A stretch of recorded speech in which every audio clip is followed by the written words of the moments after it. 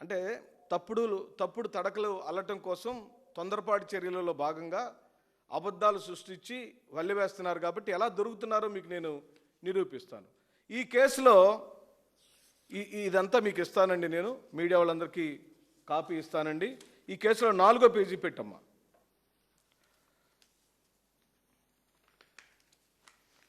ఈ కేసులో 4వ పేజీలో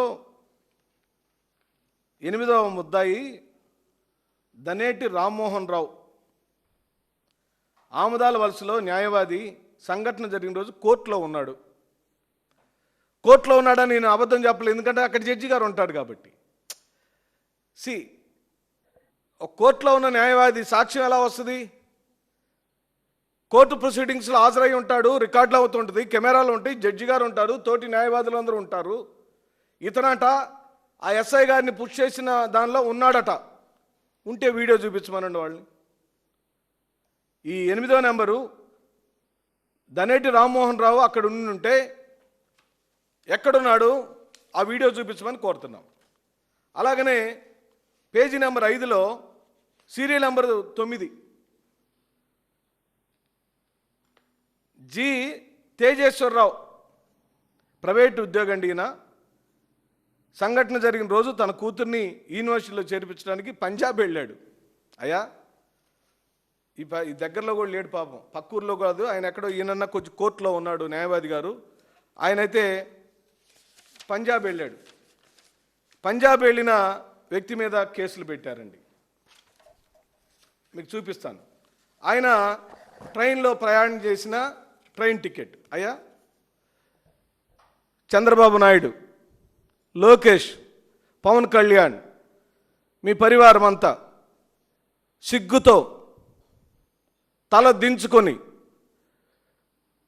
ఈ రాష్ట్ర పౌరుల మీద, వైఎస్ఆర్ కాంగ్రెస్ పార్టీ సానుభూతి పరుల మీద రాజకీయ కక్షతో కేవలం ఓ పన్నాగాని పన్ని కేసులో ఎవరిని ఇరికించాలో ముందుగానే కొన్ని పేర్లు అనుకుని మీకు ఇష్టం వచ్చినట్టు పేర్లు పెట్టారు, ఎఫ్ఐఆర్ చేశారు. ఈయన ట్రైన్లో ప్రయాణం చేసినట్టుగా సాక్ష్యం. ఈయనొక్కడే కాదు, ఆయనతో పాటు 4 ప్రయాణం చేశారు. తమ్ముడు స్క్రీన్ మీద దాన్ని జూమ్ చేసుకుని మీరు చూడవచ్చు. ఇంకొక విట్నెస్ ఉంది నా దగ్గర. ఇదే ఏం పేరు, తేజేశ్వరరావు. ఇదిగండి తేజేశ్వరరావు గారు ఆయన కుమార్తెతో గూగుల్ లొకేషన్ అండి. ఈయన ముద్దాయి నెంబర్ 8 తేజేశ్వరరావు తన కుమార్తెని కాలేజీలో యూనివర్సిటీలో జాయిన్ చేయించడానికి పంజాబ్ వెళ్ళాడు. సాక్ష్యం ఇది. ఆ రోజు సంఘటనలు అక్కడ లేడు, ఒక లాయరు, ఈ తేజేశ్వరరావు. లేని ఇద్దరిని కేసులో పెట్టింది చంద్రబాబు నాయుడు ప్రభుత్వం. ఒక్క ఫోటో కాదండి, పలు ఫోటోలు ఉన్నాయి వారికి సంబంధించి. తేజేశ్వరరావు గారికి సంబంధించి తన కూతురుతో పాటు యూనివర్సిటీ క్యాంపస్లో ఉన్న ఫోటో.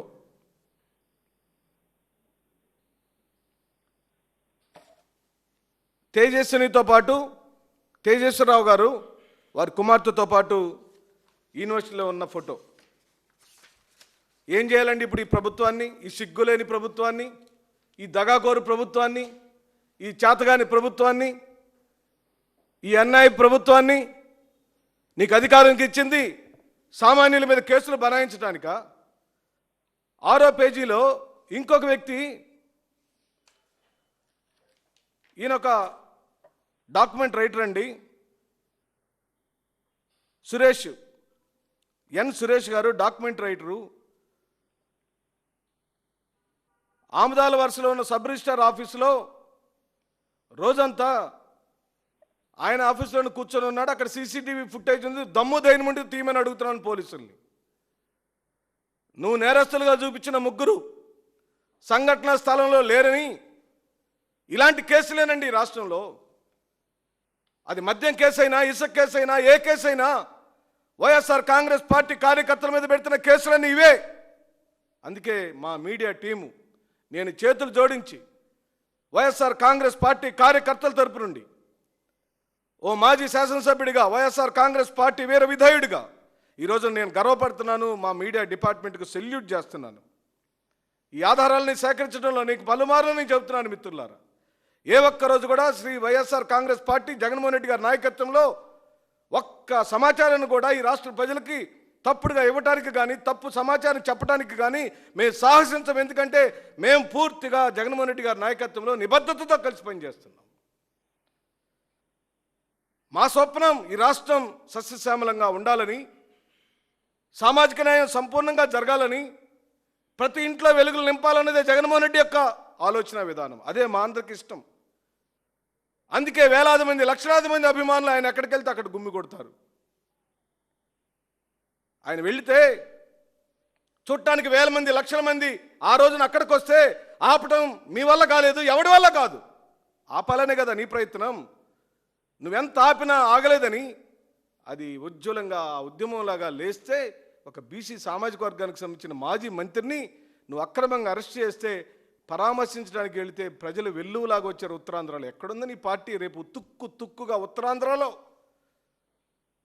ఏ ఉత్తరాంధ్రలో అయితే నువ్వు వెళ్ళి భోగాపురం ఎయిర్పోర్ట్ విషయంలో అబద్ధాలు చెప్పొచ్చావో ఆ ప్రాంతంలో నిన్ను తుక్కుగా ఓడిస్తారు ఆ ప్రాంత ప్రజలని ఈ సందర్భంగా నేను మనవి చేస్తూ, ఓ విరూపాక్షి కేసు అయినా, లేదా ఒక ముస్తాఫా కేసు అయినా, లేదా ఒక రవికుమార్ కేసు అయినా, లేదా ఇక్కడున్న మా సీదిరి అప్పలరాజు కేసు అయినా, ఒక ముగ్గురు బీసీలు, ఒక మైనార్టీ మంత్రి, ఒకే మారు నలుగురు ప్రజాప్రతినిధుల్ని ఈ రాష్ట్రంలోని ఈ ప్రభుత్వం, ఈ దుర్మార్గ ప్రభుత్వం ఏ డిఎస్సిని అక్రమంగా ఈ రోజున లక్షల రూపాయల చేతులు మారినాయని ఆరోపణలు వచ్చినాయో, స్వయంగా బాధితులే వచ్చి ప్రతిపక్ష నాయకులు వారిని కలిశారో, మాజీ ముఖ్యమంత్రిని కలిశారో, ఆ కేసు నుంచి తప్పించుకునే దానికి కుప్పిగంతులు వేస్తున్నారు, కప్పగంతులు వేస్తున్నారు, బొక్కబోర్లకు పడుతున్నారు, తలకిందులైపోతున్నారు. ఎలా ఇప్పుడు కొడుకుని ఎట్లా రక్షించుకోవాలని సిగ్గుండాలి కదండి. కేంద్ర మంత్రి కేవలం నీట్ ఎగ్జామ్ పేపర్ లీక్ అయిందనే కారణంతో, అక్కడేమీ పోస్టుల విషయంలో కానీ అక్రమాలు జరిగినట్టుగా అన్యాయం జరిగిన కేసు లేదు. కేవలం నీట్ పేపరు లీక్ అయిందనే కారణం చేత జన్జీ విద్యార్థులందరూ కూడా పెద్ద ఎత్తున ఉద్యమం చేస్తే బాధ్యత వహించిన కేంద్ర మంత్రి రాజీనామా చేశాడు. ఇక్కడైతే స్వయానా డిఎస్సి కేసులో ఈ షాడో ముఖ్యమంత్రి అయిన నారా చంద్రబాబు నాయుడు కుమారుడు విద్యాశాఖ మంత్రిగా వెలగబడుతున్నప్పుడు, ఇన్ని ఆరోపణలు వచ్చినప్పుడు, ఆడియో రికార్డులు, వీడియో రికార్డులు ఉన్నప్పుడు అర్హత కలిగిన వాడికి ఉద్యోగాలు ఇవ్వకుండా నీ తెలుగుదేశం పార్టీ కార్యకర్తలకి దొంగ స్పోర్ట్స్ సర్టిఫికెట్లు ఇచ్చి ఉద్యోగాలు ఇచ్చుకున్నారే, అది కదా నువ్వు రాజీనామా చేయాల్సిన కారణం. ఈ కారణం చేత తప్పించుకునేదానికి, మమ్మల్ని భయభ్రాంతులు చేయాలని, ఏదో ఒక విధంగా మమ్మల్ని ఈ రాష్ట్రంలో బదనాం చేయాలని, అందుకే మేము డిమాండ్ చేస్తున్నాం. ఆలూరు ఎమ్మెల్యే విరూపాక్షి ఇంటి మీద జరిగిన పోలీసు దాడిపైన న్యాయ విచారణ జరిపించి తీరాలి. పోలీసులు తీసుకెళ్లిన సీసీటీవీ హార్డ్ డిస్క్లు కోర్టుల పర్యవేక్షణలో భద్రపరచాలి. దాడి చేసిన టీడీపీ నాయకులు, కార్యకర్తలపై చట్ట ప్రకారం చర్యలు తీసుకోవాలి. మాలగంగమ్మ ఘటనలో అక్రమ నిర్బంధం, చిత్రహింసలు, మరణంపై వచ్చిన ఆరోపణలపై స్వతంత్ర దర్యాప్తు జరపాలి. ముస్తాఫా ఆయన కుమారుడిపై నమోదు చేసిన కేసులను నిష్పక్షపాతంగా సమీక్షించాలి. మాదల శ్రీనివాస్ ఫిర్యాదుపై చట్ట ప్రకారం చర్యలు తీసుకోవాలి, దర్యాప్తు జరపాలి. చింతాడ రవికుమార్ కేసులో ఘటనా స్థానంలో లేని వారిని ఎందుకు చేర్చారో విచారణ జరపాలి. అధికారం పక్షం ప్రతిపక్షమైన తేడా లేకుండా ఒకే చట్టాన్ని, ఒకే ప్రమాణాన్ని అమలు చేయాలని డిమాండ్ చేస్తుంది వైఎస్ఆర్ కాంగ్రెస్ పార్టీ. చిట్ట చివరిగా చంద్రబాబు నాయుడు గుర్తుపెట్టుకో, నీ అధికారం శాశ్వతమేమి కాదు, నువ్వు కూడా ఏం శాశ్వతం కాదు. ఈ అధికారం 3 నాళ్ల ముచ్చటే. ఇంకా సరిగ్గా 700 రోజుల తర్వాత, అంటే 2 సంవత్సరాల తర్వాత స్వచ్ఛమైన ప్రజాప్రతినిధుల యొక్క పరిపాలనతో శ్రీ వైఎస్ జగన్మోహన్ రెడ్డి గారు పరిపాలన మొదలెట్టిన తర్వాత అక్రమాలన్నిటికీ సమాధానం చెప్పే తీరాలి. నువ్వు చేసిన ప్రతి అక్రమానికి సమాధానం చెప్పి తీరాలి. నువ్వు చేసిన ప్రతి తప్పుడు కేసు బనాయింపుకి సమాధానం చెప్పే తీరాలి. నువ్వు ఎవరెవరి మీద అయితే కక్ష సాధింపు చర్యలు చేస్తున్నావో, ఎవరెవరి మీద అయితే ఇంత పన్నాగాలు పొందుతున్నావో, ఎన్ని దొంగ కేసులు పెడుతున్నావో అన్నిటికీ సమాధానం చెప్పవలసిన వాడు చంద్రబాబు నాయుడే, లోకేషే, పవన్ కళ్యాణే. వీళ్ళ ముగ్గురే సమాధానం చెప్పాలి అని డిమాండ్ చేస్తూ, మీరు ఎన్ని కేసులు పెట్టినా, ఎంత అధికార దుర్వినియోగంకి పాల్పడినా, మమ్మల్ని ఎంత భయపెట్టాలని చూసినా, ఎన్ని తలుపులు బద్దలు కొట్టినా, ఎన్ని తలలు పగలు కొట్టినా, ఎన్ని వీపులు పగలు కొట్టినా వైఎస్ఆర్ కాంగ్రెస్